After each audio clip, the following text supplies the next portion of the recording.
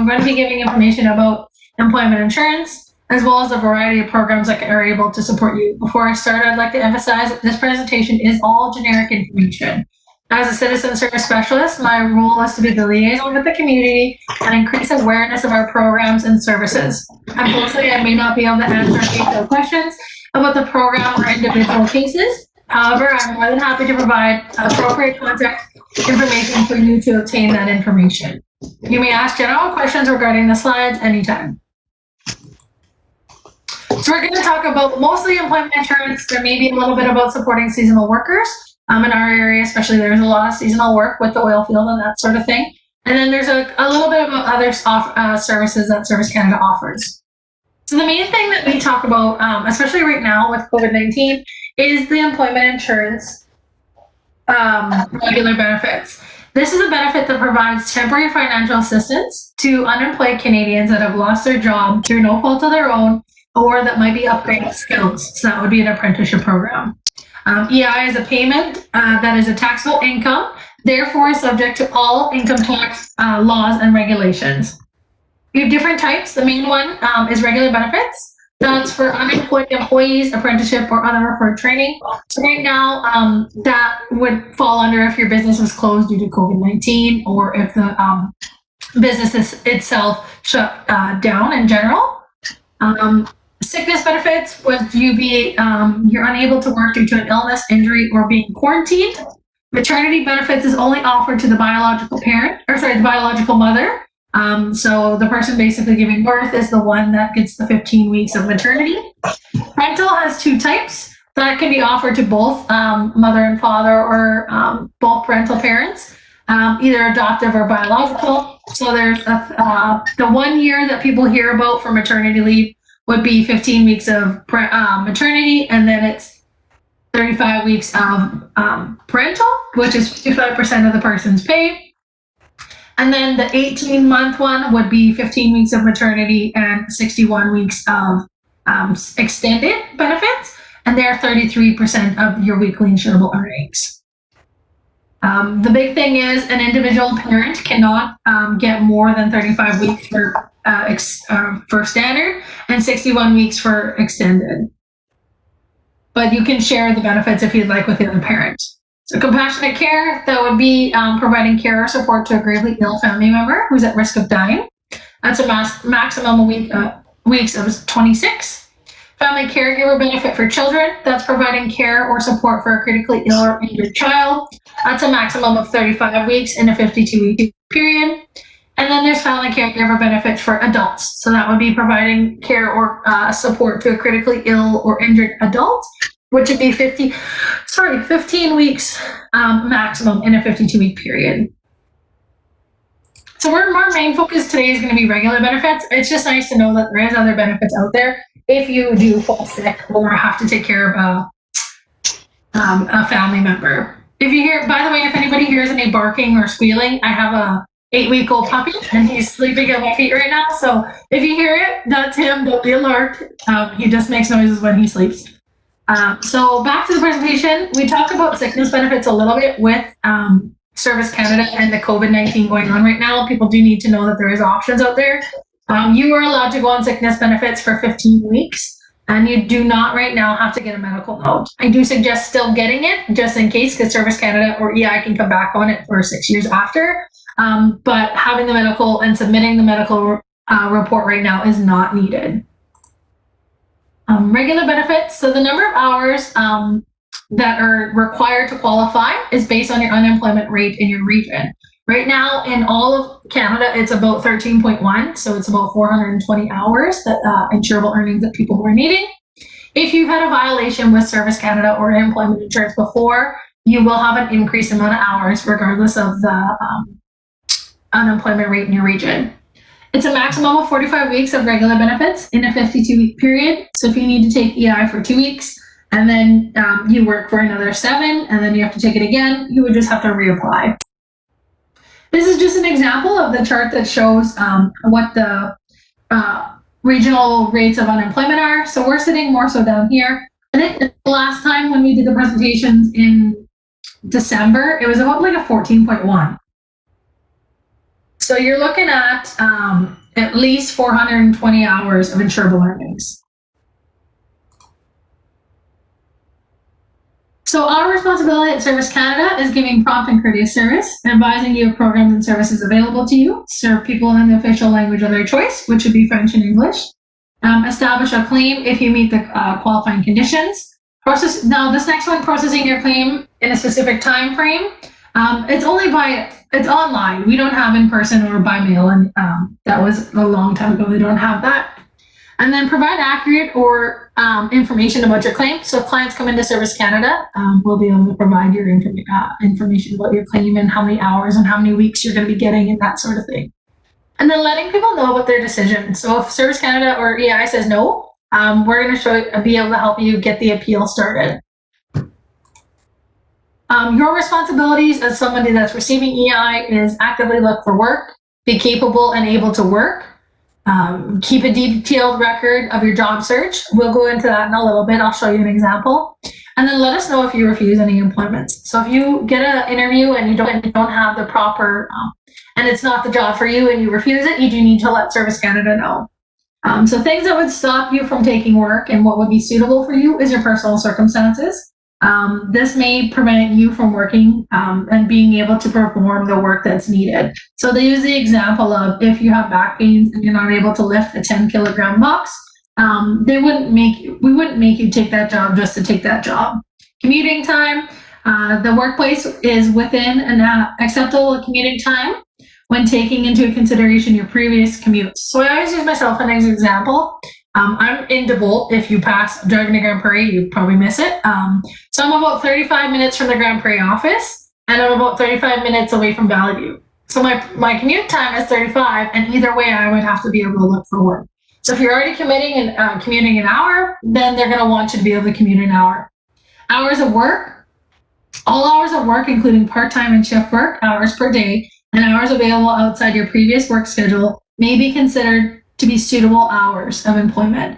If you are a single parent with no one to look after your child in the evening, a nighttime job would not be considered suitable. So a lot of times the suitable hours of work that's more so towards parents that don't have childcare. So if you're not able to find somebody to look after your kids during the day, you're obviously not going to be forced to try to look for work during the day. Working conditions, such as if the position is not vacant due directly to a strike or a labor dispute. You are never required to accept the job that's unsafe or would leave you worse off in your collecting your EI benefits. For example, if you are receiving $400 of EI, ever offered a job that is $450 per week, but your child care is at least $200, that's considered not suitable because it would drop you and put you in a worse situation. All the rights and responsibilities can be found in the application itself at the very end. You can print them off. It's good to know what clients are needed to, in order to be successful when it comes to EI. So you need to report all periods you're unable to work. So if you become sick or hurt or something like that, you're going to be needing to report that on the reports. Report any absences from your area or residence or absences from Canada. Obviously, right now it's not as easy to travel outside of Canada. But hopefully when things become better, if you're planning a vacation or something like that, you do need to let Service Canada know. Report all employments, whether or not you work for someone or yourself. So that's easily done because on the questionnaire on the reports, it's going to ask, have you worked in the last week? You're going to say yes, report how many hours and the amount you had made at a gross amount. Notify any separations from employment. So if you're on a part-time job and you end up leaving it, then you have to let Service Canada know. And then provide all information and documents and keep your appointments with our office. So the appointments with your office would have been when we had the information sessions. We no longer have them as of COVID-19. So that one doesn't really apply, but if it does come back into play and you have information sessions and they need your job search forms, you need to be able to keep your appointments. This is all the job search form needs to have. So you just need the date, what you did, who you talked to. Did you work on your resume? Did you work on a cover letter? Did you attend a cover letter or a resume writing class? Did you attend any job fairs, networking, contacting employers, submitting job applications, anything that falls under what a job search would be? That's what you want to write down. So, today I attended a 3-hour job resume writing class. And that's okay. That's what we want to know. How are you trying to get yourself more suitable for employment? If people are wanting to calculate their benefits, the basic rate of calculation is 55% of your average insurable weekly earnings. Now, this is not the earnings that you earn on your paycheck. This is what you pay into EI. So weekly insurable earnings up to a maximum amount.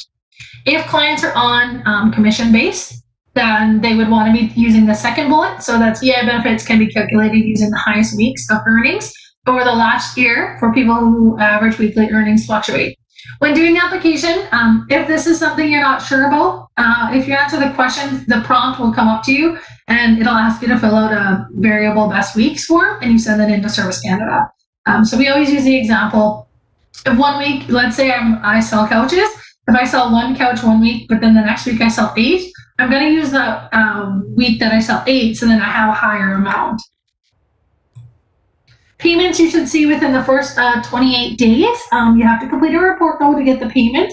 But you should be seeing information regardless if you get the EI or if you're not eligible for it. You should be getting something in writing saying that your claim is now being finalized or the decision to not process it has been made. There's a 1 week waiting period, however, that's come into play now. So that used to be, too far. That used to be in October when we were doing the transition from CRB to EI. They took the waiting week away, but now it's back on. So you have your week will start here. You have a 1 week waiting period, and then it starts again. Your EI starts. Reasons for separation. So that'll be found on your record of employment. So there's different types of records of employment. There's a web application that's now being done. So it's a W and the serial number that's usually put onto your file. If it's a thin piece of paper and it doesn't look like normal paper, that's got to get sent into Service Canada or into EI so that they know what's going on. Usually if it's an S or an E, that's what they need to get it sent in. If the record of employment is not filled out correctly and you have questions or concerns about it, either talk to the employer first to get it fixed, or you can fill out a form with Service Canada and then they can get it, they can look at it and look into it for you. Basically, a general rule of thumb is if you're laid off or your company closes, it's 9 times out of 10 going to be shortage of work. So right now with COVID-19, if your companies had to close due to the second closure, then you would just put in shortage of work and you'll see it in the bulletins right beside the shortage of work. It'll say office closure, shortage of work, end of season, end of contract, that sort of thing. So pick the bulletin that best suits you. If it's a quit or dismissed, you do need to put your information in there and what happened. And there's about 7 or 8 questions that ask if you've been dismissed or if you've quit. So if clients are wanting to work while they're on EI, your EI benefits will be reduced by 50 cents for every dollar you earn, up to a maximum of 90%. So easiest way to figure this out is put the information in. If you get deducted, you're going to know about it, right? Most people get the generic 587 or something like that. But that's before taxes. So remember, all the information is usually before taxes. And then once it's done, then you'll get your right amount. Yeah, go ahead, Carrie. So I have 2 questions. You had mentioned how if you are quit or dismissed, we have to put that on there. Is it a general rule that if that happens, that you do not get EI, or is it? It's case by case, unfortunately. That's a hard one to answer. A lot of times it's you don't get EI, but it's case by case because, there may be a reason that EI says it's suitable that you quit. Like, what if it was unsafe or something like that? That's why it's huge to put all the information in the questionnaire. So it'll ask you, like, did you do anything? Did you talk to your employer? How did you try to resolve the situation? And then with the dismissed, it would ask, like, basically what happened? What's your side of the story versus the employer side of the story? Because EI will contact you. And then from there, they'll make the justification based on that. And the other question I have for you is sometimes we have people who have home businesses. So maybe they would claim that they made $20 or something like that. Yeah. And we've put that under other income. Yeah. Well, that's a hard one because it'll close the claim if you do that. Because it's hard because you don't really want to claim that as self-employment either. But you kind of have to. Now, do most of these people have the self business before? Like, you know how a lot of people have like Tupperware and that sort of thing? If they have it before, I would just make sure it's noted on the file.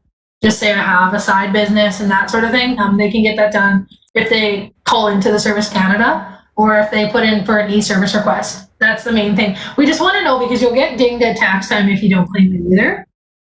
So just letting them know. If you put it under other, it locks the claim. That's the only like annoying part. So they'll lock the claim because then they need to contact the 1-800 number that it gives so that they can make sure they can justify that payment. A lot of times that other button is supposed to be for like when if severance comes and you didn't know you were getting it, or vacation came through and you didn't know you were getting it. But with that, you can do it that way. That way, the only thing is the client won't get paid until that gets solved. So I would put in an e-service request if clients are are having home businesses. Put in an e-service request so that a note can get put on their file, just so that it's a heads up to the. Okay. Because that's taking a long time right now. Yes, it always. I don't know why that button does that. There should be an easier way to do it, but unfortunately, right now it does lock the claim, and to try to get through to fix a report is crazy. So you're better off calling prior. If people are on EI, call prior and then let them know, hey, I have a small side business. Does that make sense? Perfect. So when you're completing applications, make sure clients have social insurance numbers, mother's last name when the mother was born. So a lot of times it's called mother's maiden name. And then complete mailing and residential, including the postal code. That's a key one if you're wanting information sent to you by mail, like your access code and decision letters. Make sure the mailing address is correct. I know I have a mailing address and then I also have a physical address. So I need to make sure I put my mailing address and then my physical as well. And then banking information. So if you want direct deposit, you have to put it in. It's probably the easiest way to do it. Right now, if clients are already on and they want to set it up, they have to call in or put in an e-service request because you cannot change it on your My Service Canada account right now. It's locked because they had a security breach back in June. So they're just not letting anybody change anything.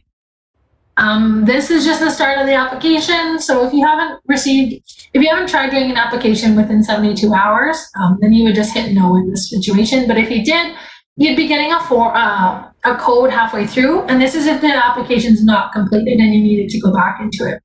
You'll get a code, you can put it in, and then you can continue from there. But if not, you just hit no. This is the main screen when it comes to the EI reporting, using your access code to complete your biweekly reports and register so then you can get paid. So that biweekly, that reporting code comes in probably about 10 business days after the application has been filed. So there's social insurance number, access code, province you live in, and then you can continue with your reports. This is the My Service Canada account. We do suggest if you're on employment insurance or Canada pension, you do get hooked up with one of these. You need to actually ask for a code as well on top of your access code because the access code doesn't work for the for setting up the accounts anymore. So you can register with a GC key, register with online banking, or register with your province as long as you live in Alberta or BC and you have a digital ID with either one of those provinces. This is the mainframe when it comes to My Service Canada. So 2 different programs that run off of here is employment insurance and the Canada Pension Plan and Old Age Security. There used to be a link. People, if you're having questions about the CRA portion, there used to be a link between the two, but you need to set up both accounts now because of the security breaches. Employment insurance, it just shows your basic information, your claim, your status, your records of employment. That's a big thing is records of employment. So make sure you get a My Service Canada account first before you come in and ask where my records of employment are, because we're going to tell you, did you check your My Service Canada account? It's nice to have, so then you guys save yourself trips to Service Canada in general when you're asking about your claim and that sort of thing. You can also manage your e-alerts, so you can get alerts saying, when there's a change in your status as well. Sorry. Applying for, so the checklist basically is make sure you apply online, you get your access code, start doing your reports, get a My Service Canada account set up, get your direct deposit set up. You gotta wait for about 28 days before a decision. Hard part is a lot of people, if you haven't been on EI before, you're gonna think, okay, well, my application's done, it should be coming next week. It takes 28 days, and you have to stress that it takes almost a month before the first payment comes through. And you must do your report in order to get that first payment. We have our own job bank on the Canada.ca website, so you can just pull it up. It's under jobs, and you're going to be able to see job searches, job alerts, job banks for employers, job matches for you, explore trends, and resume builders. It's when you're using it, so you're able to use it to look up any vacancies across Canada by just title and location. So it's pretty handy. Like, let's say people are wanting to move from Swan Hills to Slave Lake or something. You're going to be able to look what's vacant and what's open by title and location. And then you can also have advanced searches with when you put more details in, like if I want a job that pays this amount and I want it being here and I want it being full time, then you're going to be able to look for something just under those categories. We do have it as an app as well. This is one of the highest downloaded apps in the last year in Canada. I don't know if that's a good thing, but I mean, I would have it too. I have it on my phone just so I can explain it better. But it's something that's handy, even if, always looking and seeing what's out there and seeing what's vacant. It may spark something that you want to try, right? So it was released in 2018, and it allows to have the notifications right in the palm of your hand. I know most of our society is bad for having their phones with them. So it's good to have the apps and get that option out there. You can create alerts, add favorites, apply filters, and switch users. And so you can have, you can have your filters on there, and you can get the alert sent I think it's twice a day is when they come through. You can have 50 searches as alerts. So you can have 50 different alerts going on. You can have multiple alerts created on different platform or parameters. So you can have, like, let's say you want a teaching job, and then you want a serving job, and then you want a carpentry job. You're one very versatile person, but you can have all those parameters set through, and then you're never going to miss another job search. So job seekers. So job alerts there also is a free email that you can get. So it's kind of like Indeed in that sense. You can modify your job search filters and unsubscribe at any time. From getting the emails as well. So you get the daily reminders about the jobs. You're going to be told when jobs are expiring and that sort of thing. So it's like Indeed, but it runs off the Canada.ca. This one's nice. It's match your profile. So it's the job match. You can have employers, they use this as a job bank. So they can have, whatever is on your profile, maybe your new employer is going to be able to pull your file right from the the pool, and then they'll be able to look through without you even knowing that job was available. So that's kind of handy too. So you get matched with a job before it even comes through.